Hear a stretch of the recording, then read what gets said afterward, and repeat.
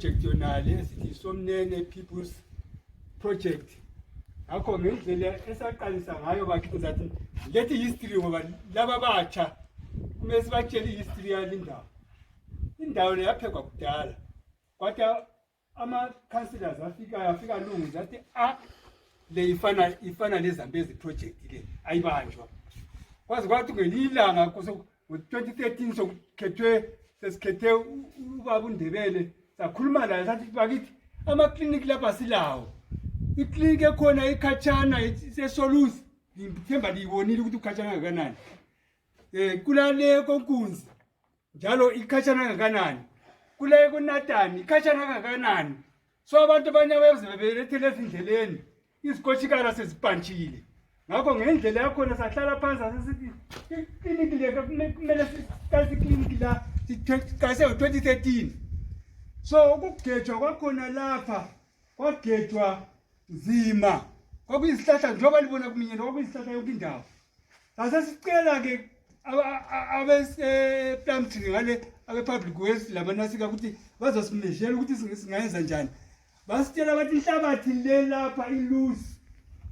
Singaphonga uwakha nje singazange sivele siyendlalele phansi siyabe singayenzanga lutho. Bathi sigebhe 70 by 70 phansi khona sigqiba amatshe lesamende. So into isezila isamende yaphelela lapha bakithi iningi kakhulu. So ngizathatha ngizabamba lapha nalapha ukuze abanye bazagcwalisa abagcwalisayo. So saqalisa ke silabo baba obhlubisa ababebhaliwe kakhulu lo GK. So lokudala ukuthi omunye wensibitshela ukuthi oyengivele phethe lapha ekwakheni ubhlubisa swasithiya. So bakithi sekudana khonoko. So ngendlela yakhona ukwakhiwa lapha kwakhiwe sizama ikitchen ngalinye ama-kitchen 180 something 84. Sathi ikitchen ngalinye kalikhipha isamende. Ikitchen ngalinye kalikhipha isitina esi-300. Okuyikho futhi esiyabuya sikwenze futhi sesingali sesiqalisa ama-cottages. So silitshelela ukuthi laba bafika kade sebe-Pan African laba bangabe bekwazi ukuthi umsebenzi esilawo lapha mkhulu kakhulu. Lisincedise bakithi. Sicela uncedo silibiza nje lapha sicela uncedo ukuthi lisincede ngakho liyasinceda ngakho bazalitshela esithe balitshele. Mina ngiyayindlala kuphela njengoba ngingu-chairman ukuthi umsebenzi uhambe ubonakala ukuthi umsebenzi oyenziwa ngabantu bodwa. Inhlabathi le njengoba liyibona konke kuthola ngomama njengoba ngibona lizidudla linje ngaselicakile.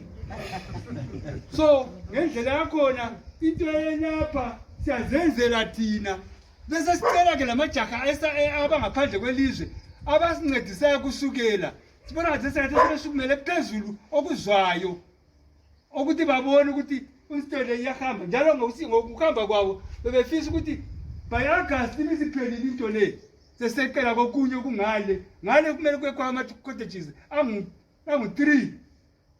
So siyathaba kakhulu be-Pan African nxa lizosibona nxeli ngase organize labanye babuye bezosinceda bebona ukuthi inkliniki imi njani.